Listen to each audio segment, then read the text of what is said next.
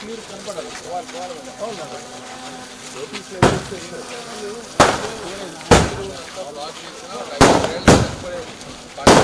అన్ని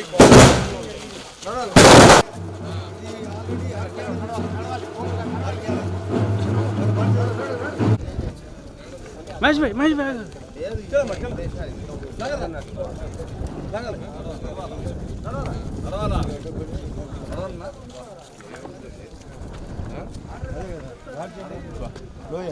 ఇదే సార్ ఇది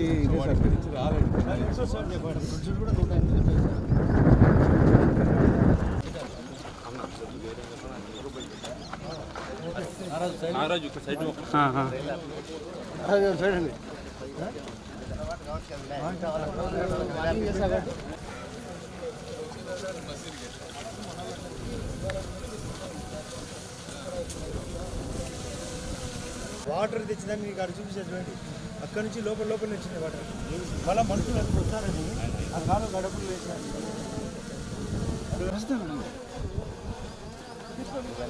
చాలా మనకు టాప్ మోస్ట్ ప్లేట్తో చేస్తారు సార్. పైన డబ్ చేశారు చూడండి.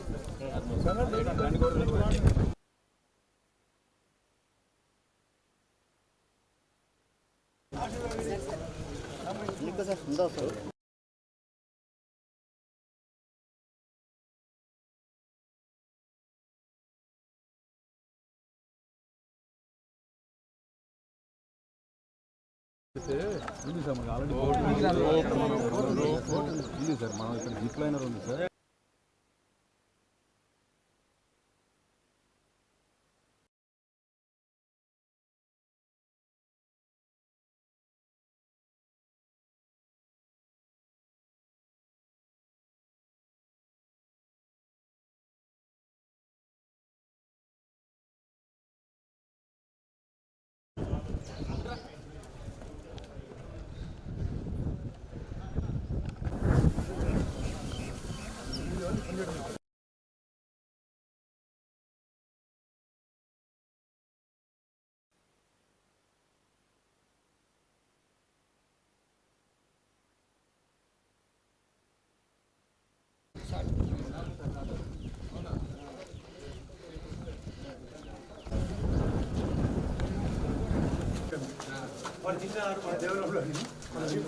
కడతారు జాగ్రత్త.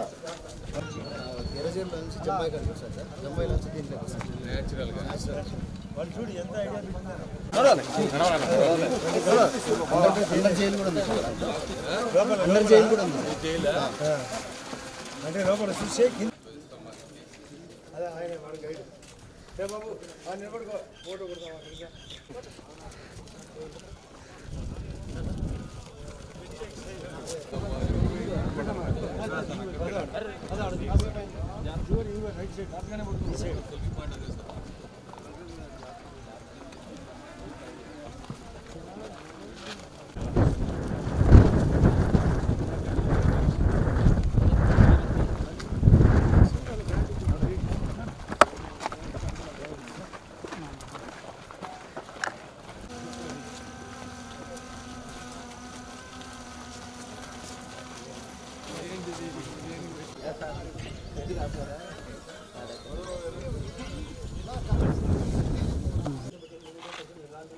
కొంచెం వెనక్కి చేతులు దించండి కొంచెం.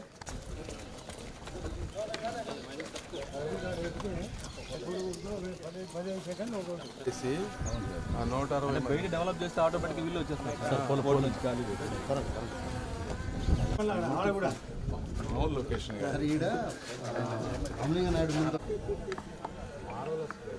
అక్కడి నుంచి బోటింగ్ మీకు గండికోట చెప్పాలి కదా, ఆ లోయలో గండికోటనా?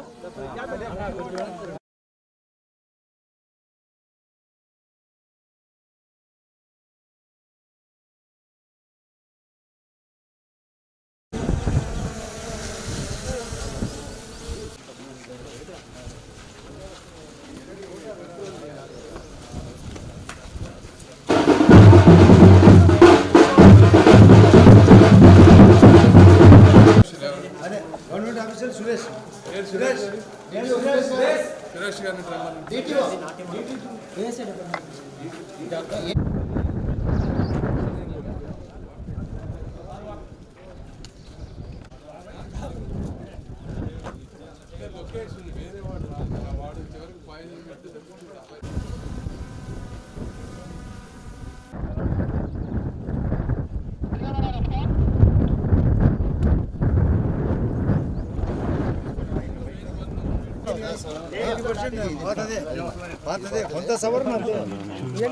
పత్రికేయులందరికీ ధన్యవాదాలు.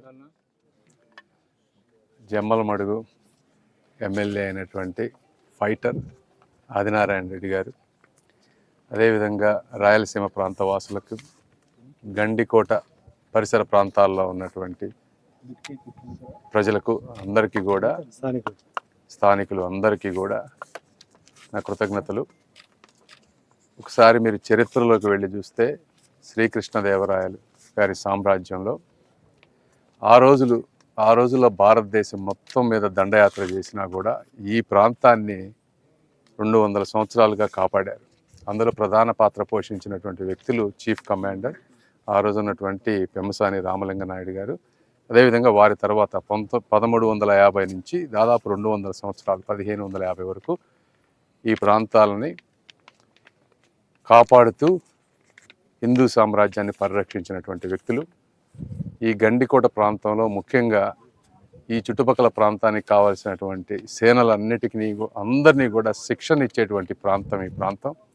అదేవిధంగా ఈ కోట కట్టడాన్ని మీరు చూస్తే 3 వైపులా శత్రువులు ఎక్కడా రాని విధంగా ఒక అద్భుతమైన వ్యూహరచనతోటి బిల్డ్ చేశారు. ఓన్లీ ఒకే ఒక ఎంట్రన్స్ ఉంది. మరి ఆ రోజుల్లో వాళ్ళందరూ వచ్చి మీర్జుమ్లా వీళ్ళందరూ 2-3 నెలలు ఫైట్ చేసినా కూడా చేతగాని, దీన్ని ఛేదించడం చేతగాని పరిస్థితుల్లో ఒక విష ప్రయోగం చేసి చంపిన తర్వాత, పెమ్మసాని వారిని చంపిన తర్వాత మాత్రమే కోటని చేజిక్కించుకోగలిగారు.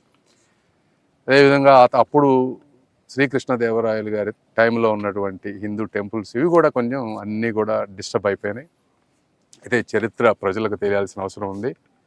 ఈ చుట్టుపక్కల ప్రాంతం చూస్తే నేను, మా జయరామ్ గారు ఉన్నారు, మేము చాలా దేశాలు తిరిగాం, చాలా అందమైన ప్రాంతాలను చూసాం ప్రపంచం అంతా. అయితే ఈ ప్రాంతంలో ఇప్పుడు అమెరికాలో ఉండేటువంటి గ్రాండ్ క్యాన్యన్ ఉంది, అది కూడా ఇలానే ఉంటుంది. కాకపోతే దానికి ఒక అద్భుతమైనటువంటి విధమైనటువంటి రివర్ లేదు, వాటర్, మంచి సౌందర్యమైనటువంటి కొండలు, చుట్టుపక్కల కొండలు కూడా అక్కడక్కడ ఉంటాయి. కానీ సుదూర ప్రాంతాల్లో ఉన్నటువంటి కొండలు, విపరీతమైన వెడల్పు ఉన్నటువంటి కొండలు కూడా ఎక్కడా లేవు. ఈ ప్రాంతానికి వస్తూ ఉంటేనే మా మనసు పులకించింది.